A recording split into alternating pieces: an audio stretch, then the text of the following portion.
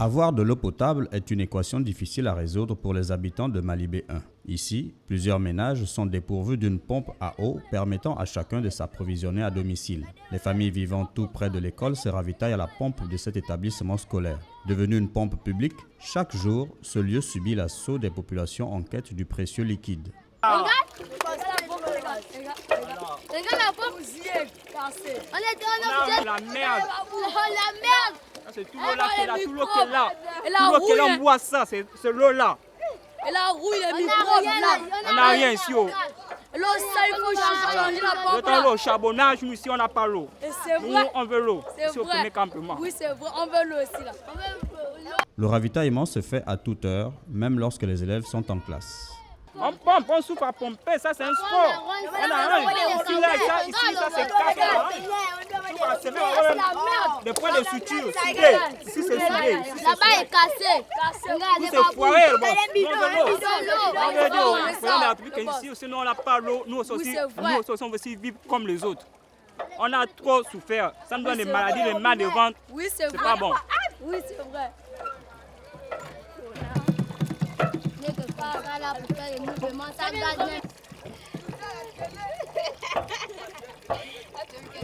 Située dans la commune d'Akanda, au nord de Libreville, l'école publique de Malibé 1 a récemment vu la signature d'un contrat de construction de nouvelles salles de classe, un don de l'ambassade du Japon. 52, c'est le nombre des agents publics gabonais, composé de médecins spécialisés, infirmiers d'État, infirmiers assistants, ingénieurs et techniciens en néphrologie qui ont effectué le déplacement pour le Maroc afin de renforcer leurs capacités dans les domaines de l'autisme, de la trisomie 21 et de l'hémodialyse. Il est ici question pour les stagiaires d'échanger avec l'ambassadeur du Gabon près le Maroc et la ministre déléguée en charge de la prévoyance sociale. Vous allez vous occuper de nouveaux patients pour lesquels le Maroc est plus ou moins avancé. Donc vous venez bénéficier de leur expertise, de leur expérience. Et je pense que lorsqu'on se retrouve en formation, l'échange est partagé. Vous venez apprendre, vous venez observer, vous venez aussi apporter votre part de connaissances. Et eux aussi, en retour, ils vont vous apporter la leur.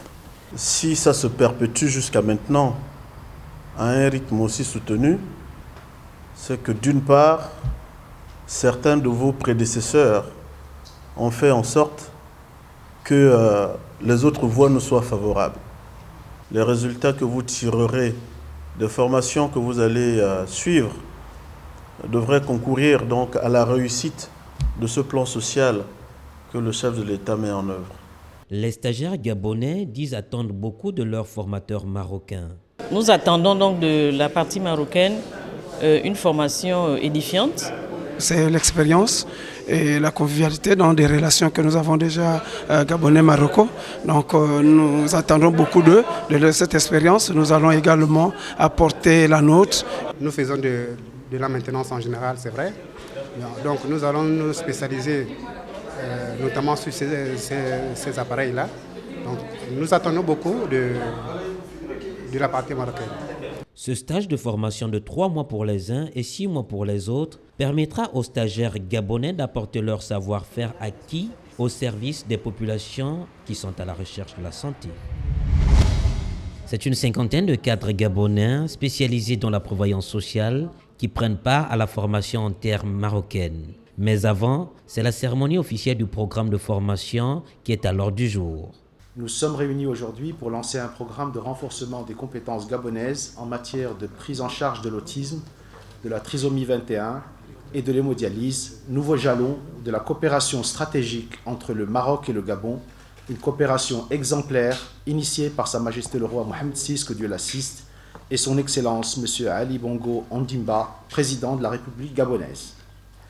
À mes yeux, la mise en œuvre d'un tel programme revêt une importance particulière dans la mesure où il permet d'accéder à une nouvelle étape et de traduire les liens de partenariat entre nos deux pays en autant de réalisations concrètes dont bénéficient directement les citoyens. Prenant la parole à son tour, le ministre marocain en charge de la santé affirme que le royaume chérifien ne ménagera aucun effort pour apporter son expertise.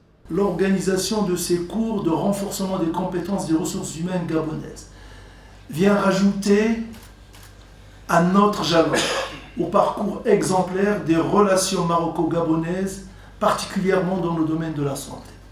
Nous avons tous, Marocains et Gabonais, su, dans le domaine de la santé bien sûr, su relever les défis, soutenir et accompagner les réformes dans nos deux pays, dans le domaine sanitaire. Je m'en réjouis et nous en félicitons. Nous ne ménagerons aucun effort pour travailler avec vous la main dans la main, pour encore former plus, pour renforcer les compétences de nos collègues gabonais, pour vous soutenir et vous accompagner. Cette formation dans le domaine de la santé est un atout pour les Gabonais. Voilà qui va davantage renforcer la coopération entre les deux États.